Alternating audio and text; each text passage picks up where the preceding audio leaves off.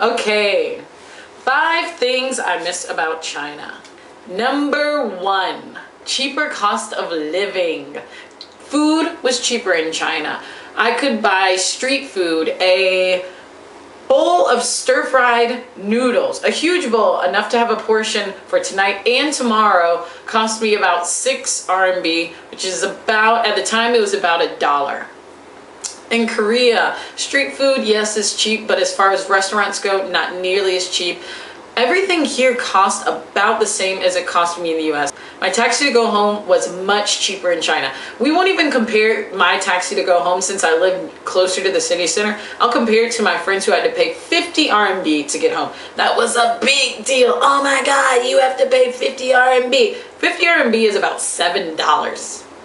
Here it cost me $30 to go about the same distance. Ridiculous. So imagine $30 trying to go home. Every time I want to go out, I either have to stay out until 5 a.m. or I have to pay $30 to go all the way home. Usually I stay out. Going out is cheaper. Going out, I don't remember ever having to pay cover. If I paid cover to go in somewhere, it was a big deal. We would protest that we had to pay cover to go somewhere. I hate paying cover. Almost everywhere we went in for free. Usually you could always find free drinks. You just needed to find the promoter or the party group on the apps, WeChat, everything. Perfect. You would never have to worry about paying cover. Korea, it is normal. People look at you kind of weird when you don't want to pay cover. It always costs at least 20,000 won, which is about $20 for any nightclub. Do I get anything? Can I get a free drink? Oh, you might be able to get a free drink. Okay, I will give them this. If you do pay 20,000 for the entry, usually it comes with a drink, but it's not going to be like a Long Island or a nice thing. It's going to be like some basic watered down rum and coke or maybe a gin and tonic, if they even decide to put the gin in there. You don't know. Number 2, I didn't have to dress up as much. In the US, being casual is very normal, especially compared to other places in the world. China is also wear whatever you want, especially as a foreigner, since they're staring at you all the time. Xiamen was so hot. It was like 100 all the time. Not like exaggeration. You can look up weather in Xiamen today. It's probably about 90 to 100. We couldn't let the kids go outside. Anyways, you walk outside, you're sweating. So my makeup routine was waterproof mascara and walk out the door. It was great. It was so fast. You have to wear shorts and dresses all the time. That was easy to find. Those were my clothes for the year. Because people always dress up. Not necessarily fancy, but everyone always looks put together.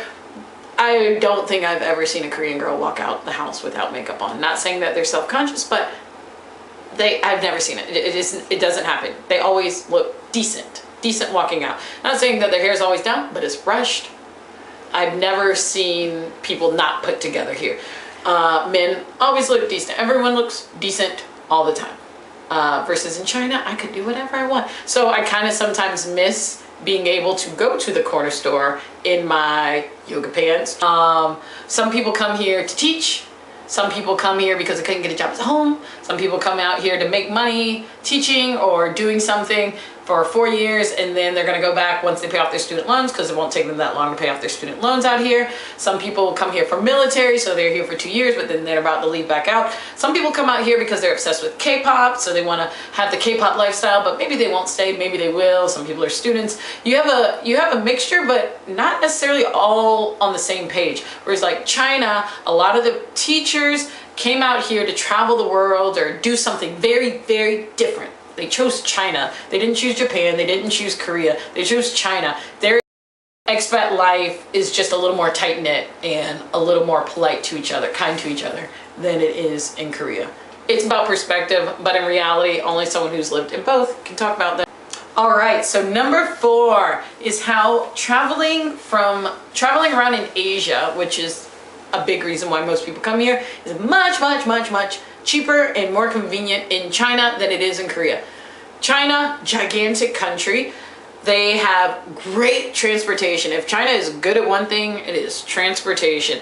Timing on the flights, you might have some delays, but in general, much cheaper. You can get to anywhere you need to go all over Asia, much cheaper than almost everywhere else. The train system, amazing. Always pay for the first class seat. It's worth paying that extra little bit to get in the first class. You will have a great time up there. Korea, once again, expensive. Everything is expensive here, so as far as trains go, more expensive. Flights. Korea is an island. It's not literally an island, but if you think about it, because our neighbors to the north are there, you're not going north. It's at the very northern part of Asia, so everything is actually pretty far south. You're not going to be able to get a cheap price for most things. And when you do get a cheap price, at best you're gonna get it to Japan. You're not gonna get it to like Tokyo or anything. And if you do, it's not gonna be in the days that you're off. Traveling in China, from China, to China, everything about China was much cheaper, which is a great convenience for someone who decides to come to Asia to teach, to work, to travel. Weixin, also known as WeChat for the English speakers, is the best app that has ever been created. WeChat, you can do everything on WeChat. WeChat has the original stickers, also known as gifts from Facebook. They've been had it. Things like Apple Pay. Oh, look how revolutionary this is. You can just pay from it with your iPhone and do these things. WeChat has been doing that off of basic phones. All you needed was a simple camera phone to be able to use the scanning to scan the barcode to pay for anything. The scanning for the barcode works like this. I can go to the lady on the corner who sells apples and I have no cash on me. So I go up to her and I'm like, oh, let me get 3 apples. She's like, okay, that's, I don't know, whatever price. Oh, I don't have cash. Do you got Weixin, aka WeChat? Oh yeah.